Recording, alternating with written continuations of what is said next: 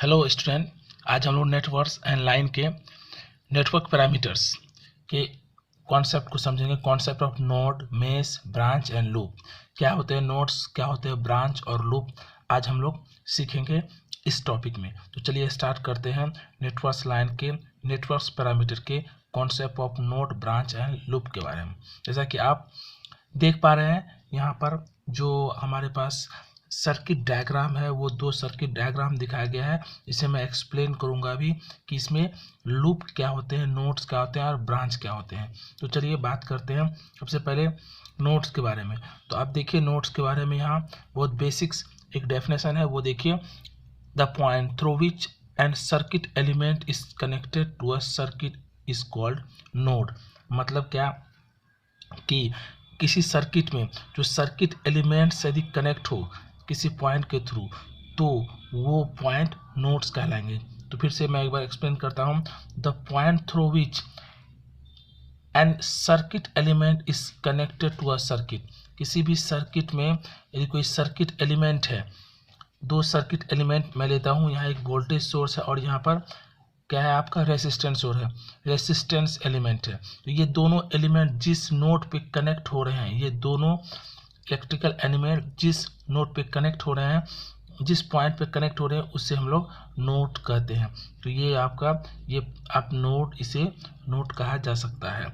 इसी तरह से जो भी इलेक्ट्रिकल सर्किट एलिमेंट, जो सर्किट एलिमेंट किसी पार्टिकुलर पॉइंट पे मीट कर रहे हो, मिल रहे हो, तो उस पॉइंट को नोड कहा जाता है। तो यहाँ पर देखिए सिंपली नोड्स कितने हैं। यहाँ पर इस पूरे सर्किट डायग्राम की बात करें तो एक नोड यहाँ पे है, दूसरा यहाँ, तीसरा यहाँ, चौथा, पांचवा, छठा, सातवां और आठवां। ये 8 नोड्स हैं यहाँ पर, जो कि इस सर्किट जो इलेक्ट्रिकल सर्किट है इसमें दिखाया गया है, जहाँ की दो सर्किट एलिमेंट को कनेक्ट कर रहा है वो पर्टिकुलर नोड्स। इसी तरह से अब कुछ एग्जांपल ऐसे भी है जो कि नोड्स तो दिखते हैं वो सर्किट में, लेकिन एक्चुअली में वो नोड्स नहीं होते। जैसे कि यहाँ इस पॉइंट के बारे में बोले तो ये यहाँ एक नोड है, ठीक है, ये एक नोड है। लेकिन यदि मैं इस नोड्स के बारे में बात करूं जो यहाँ पे लगे हुए हैं, ये सेम नोड है, सिंगल नोड है, क्योंकि इसके बीच में कोई भी इलेक्ट्रिकल एलिमेंट नहीं इनबिल्ड किया गया है, नहीं लगाया गया है।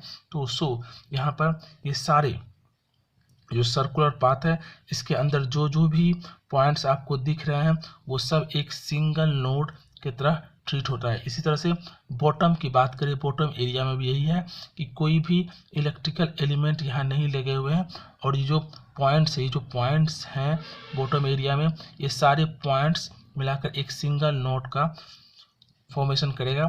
जो कि आप यदि इक्विवेलेंट सर्किट देखेंगे तो आपको समझ में आएगा कि किस तरह से ये एक सिंगल, जैसे कि आप ये तीनों पॉइंट्स को देखेंगे तो ये तीनों पॉइंट्स एक ही है, जो कि यहाँ पर देख सकते हैं, और ये एक ही नोड्स हैं क्योंकि इनके बीच कोई भी इलेक्ट्रिकल एलिमेंट या सर्किट एलिमेंट नहीं लगा है। सिमिलरली द बॉटम एरिया की बात करें, ये चारों पॉइंट्स एक ही नोड्स हैं। तो इसे इस तरह से इक्विवेलेंट करके हम लोग दिखा सकते हैं। तो ये था नोड्स के कॉन्सेप्ट में। चलते हैं हम देखते हैं ब्रांच क्या है। Branch of electrical circuit. Electric circuit में ब्रांच क्या होते हैं?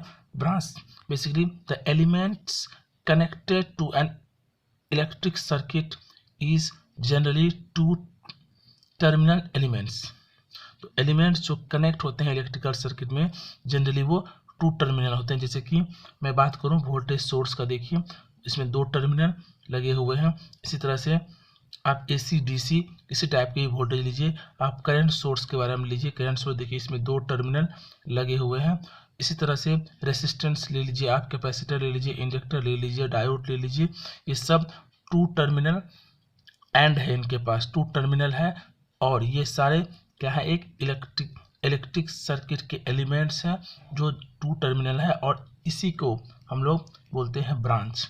यही ब्रांच फॉर्मेशन करता है और इसी से ब्रांच बनते हैं। When one circuit element is connected to the circuit, it connect itself through both of its terminal।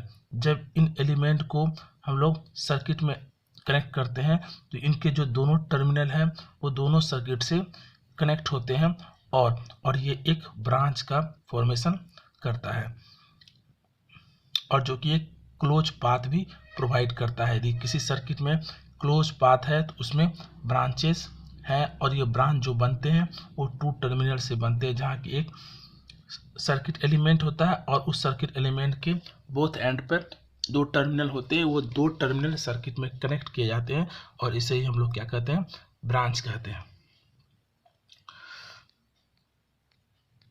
जैसे कि यहाँ पे हम लोग एग्जाम्पल के तौर पे देखें तो यहाँ देखिए ये एक हमारा ब्रांच बनेगा, R1 जो है एक ब्रांच बनेगा। इसी तरह से ये वोल्टेज जो सोर्स ये भी एक ब्रांच बनेगा हमारा, R2 और R3 भी ब्रांच बनेगा। लेकिन यदि मैं इस पार्टिकुलर सर्कल की बात करूँ, यहाँ कोई भी इलेक्ट्रिकल एलिमेंट नहीं लगे हुए हैं, तो यहाँ पर कोई भी इलेक्ट्रिकल एलिमेंट नहीं लगे हैं, इसलिए ये ब्रांच नहीं होगा। साथ ही साथ ये जो नोड्स है ये सिंगल नोड्स ही होंगे, तो ये ब्रांच नहीं है। तो ब्रांच कहाँ कहाँ है, तो ब्रांच आप ये इसे हम ब्रांच कहेंगे जहाँ एक सर्किट एलिमेंट भी है, इलेक्ट्रिकल एलिमेंट भी है, और उसके 2 टर्मिनल भी हैं।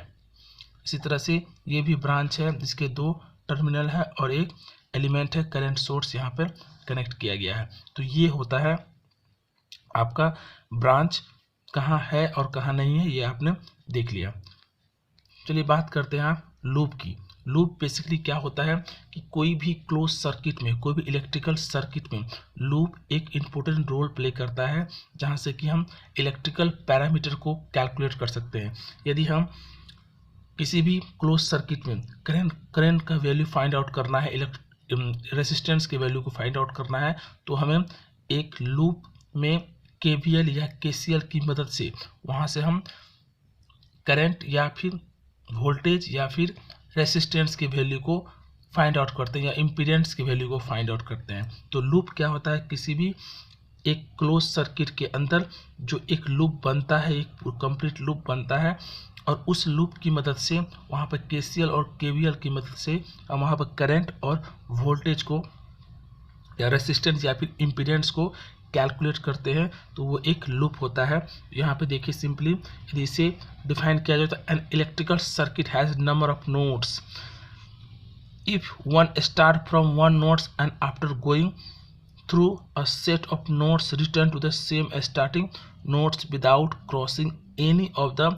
Intermediate nodes twice it has travel through a one loop of the circuit. तो ये कह रहा है कोई भी लूप फॉर्मेशन किसी सर्किट में तभी होता है जब जिस पॉइंट से हम चलना शुरू किए हैं और उसी पॉइंट से यदि हम करंट को फ्लो करते हैं, करंट का डायरेक्शन को दिखाते हैं और KVL और KCL अप्लाई करते हैं, तो यदि उसी नोड पर हम दोबारा आ जाते हैं, पहुंच जाते हैं, रिटर्न हो जाते हैं, तो वो एक कंप्लीट लूप होगा। लेकिन ध्यान ये रखना है किसी भी नोड को वो 2 टाइम्स उसे रिपीट नहीं करना है। तो यही बात यहाँ लिखा हुआ है, a set of nodes return to the same starting point without crossing any of the intermediate nodes twice it has travel through a one loop. तो जिस पॉइंट से हम स्टार्ट करते हैं उसी पॉइंट पे आएंगे विदाउट किसी नोड को रिपीट किए हुए, तो ये कंप्लीट लूप कहलाता है। और इस लूप की मदद से हम अलग अलग इलेक्ट्रिकल पैरामीटर को कैलकुलेट कर सकते हैं। तो एक सर्किट में बहुत सारे लूप हो सकते हैं। जैसे कि इस सर्किट की बात करूं मैं, यहाँ देखिए एक वोल्टेज सोर्स लगा है, एक 3 रेसिस्टर्स लगे हुए हैं और एक करंट सोर्स लगा हुआ है। तो कुल मिलाकर यहाँ 5 एलिमेंट्स लगे हुए हैं। और यहाँ लूप की बात करें तो यहाँ एक लूप, ये कंप्लीट लूप कहलाएगा। एक सेकेंड लूप हम लगा सकते हैं इन वाले एरिया में, ये सेकेंड लूप लगा सकते हैं। और ये थर्ड लूप हम लगा सकते हैं इस एलिमेंट को कंसिडर किया जाए, यहाँ से लगा सकते हैं। फोर्थ लूप हम ये रेड कलर के जो डॉट्स दिख रहे हैं आप, ये यहाँ लगा सकते हैं फोर्थ लूप। इसी तरह से फिफ्थ लूप हम ये येलो कलर के यहाँ लगा सकते हैं। इस तरह से नंबर ऑफ लूप्स को हम अप्लाई कर सकते हैं। और उस लूप लगाने का मतलब ये है, लूप यदि हम कंसिडर करते हैं वहाँ KVL और KCL का कॉन्सेप्ट लगा के हम इलेक्ट्रिकल पैरामीटर्स को कैलकुलेट करने के लिए लूप और मेश का यूज करते हैं। तो ये था पूरा concept of node, mesh, branch and loop.